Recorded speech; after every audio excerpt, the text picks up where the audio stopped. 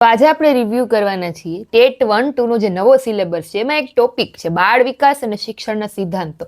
એની book આવી ગઈ છે. આ બુક છે આઈ કેન ક્રેક એક્ઝામ એટલે કે ICCE એકેડેમી છે એની આ બુક છે અને થિયરી બેઝ આખી બુક છે. હું તમને અંદર વિડીયોમાં દેખાડું કે આ વિષયને લગતા કયા કયા ટોપિક ને કયા કયા મુદ્દાઓ આમાં આપેલા છે. તો ચાલો આપણે વિડીયોની શરૂઆત કરીએ. તો ICCE I can crack exam ICCE ની ટેટ 1-2 ની બાળ વિકાસ અને શિક્ષણના સિદ્ધાંતની બુક આવી છે.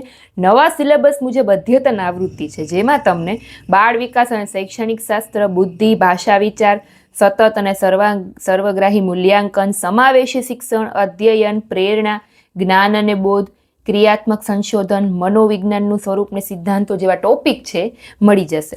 બુકને ઓપન કરશો એટલે સૌથી પહેલા તમને ઇન્ડેક્સ આવશે જેમાં વિભાગ 1 છે એમાં કયા કયા ચેપ્ટર છે, વિભાગ B, વિભાગ C એવી રીતે. સૌથી પહેલાથી શરૂ થાય છે વિભાગ 1 જે છે બાળ વિકાસનો. એમાં તમને વૃદ્ધિ, વિકાસ અને પરિપક્વતા, સંકલ્પના અને લક્ષણોની તમામ થિયરી, જેમ કે વૃદ્ધિ એટલે શું, એના લક્ષણો શું છે, તો જો પોઈન્ટ વાઇઝ થિયરી આપેલી છે. વૃદ્ધિ ને વિકાસ વચ્ચેનો તફાવત, વિકાસના મુખ્ય સિદ્ધાંતો, ત્યાર પછી આગળ વિકાસને અસર કરતા પરિબળો કયા કયા છે એના વિશે માહિતી, જરૂર પડે ત્યાં ચાર્ટ ઉપયોગ કરેલા છે. પેજ ક્વોલિટી પણ સારી છે. પછી બીજું પ્રકરણ છે મનોસામાજિક વિકાસનું છે અને સામાજિકીકરણનું.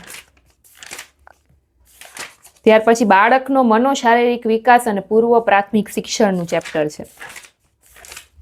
જો કિન્ડરગાર્ટન પદ્ધતિ તો ચિત્રથી સમજાવેલું છે. પછી બાળ કેન્દ્રી અને પ્રગતિશીલ શિક્ષણ,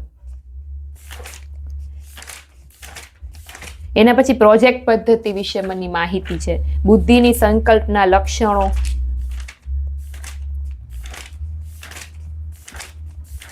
પછી ઉપચારાત્મક શિક્ષણ એટલે કે રેમેડિયલ ટીચિંગની વાત કરી છે. બાળકોમાં વિકાસ, ભાષા અને વિચાર, બેન્જામિન બ્લૂમનું મૂળ વર્ગીકરણ સમજાવેલું છે જો કોષ્ટક દ્વારા. અધ્યયન અધ્યાપનમાં મૂલ્યાંકનની શું ભૂમિકા છે એના વિશેનું ચેપ્ટર છે. બુકને પરચેસ કરવા માટેની લિંક છે હું ડિસ્ક્રિપ્શનમાં એડ કરી દઉં છું, ત્યાંથી તમે પરચેસ કરી શકશો. કોન્ટેક્ટ નંબર પણ એડ કરું છું. વિભાગ B છે સમાવેશી શિક્ષણ અને વિશિષ્ટ જરૂરિયાત ધરાવતા બાળકો અંગે સમજ, જેમ કે વિકલાંગ વ્યક્તિઓના અધિકારો શું છે એના વિશેની માહિતી હોય છે. ગુજરાત સરકારની મુખ્ય યોજનાઓ કઈ કઈ છે એના વિશેની, જો જેમ કે સર્વ શિક્ષા અભિયાન છે, બરાબર. પછી બીજી કઈ છે, જ્ઞાન અને બોધ. વિભાગ C છે અધ્યયન અને શૈક્ષણિક શાસ્ત્ર વિશેનો છે. જો પ્રેરણા, વ્યાખ્યા, પ્રકારો અને સિદ્ધાંતો.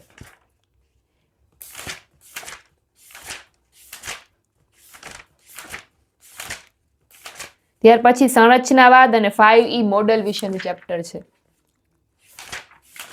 સ્મૃતિ, ક્રિયાત્મક સંશોધન, એક્શન રિસર્ચનું ચેપ્ટર. વિભાગ 2 માં આવી જશે મનોવિજ્ઞાનનું સ્વરૂપ, મનોવિજ્ઞાનનો અર્થ શું છે, એની વ્યાખ્યાઓ શું છે, સંશોધન પદ્ધતિઓ કઈ છે એ બધું. જો ચાર્ટ, ઘણા બધા ચાર્ટ આપેલા છે. મનોવૈજ્ઞાનિકો અને એના સિદ્ધાંતો, બધા મનોવૈજ્ઞાનિકો છે ને, ફોટા પણ આપેલા છે અને એના વિશેની માહિતી આપેલી જો છે દરેક વિશે. આ બધા મનોવૈજ્ઞાનિકો છે.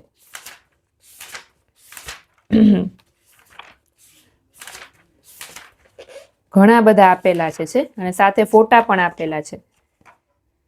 જો ટોટલ પેજીસની જો વાત કરીએ આપણે તો 311 પેજની આખી આ બાળ વિકાસ અને શિક્ષણ સંશોધનની થિયરીની બુક છે.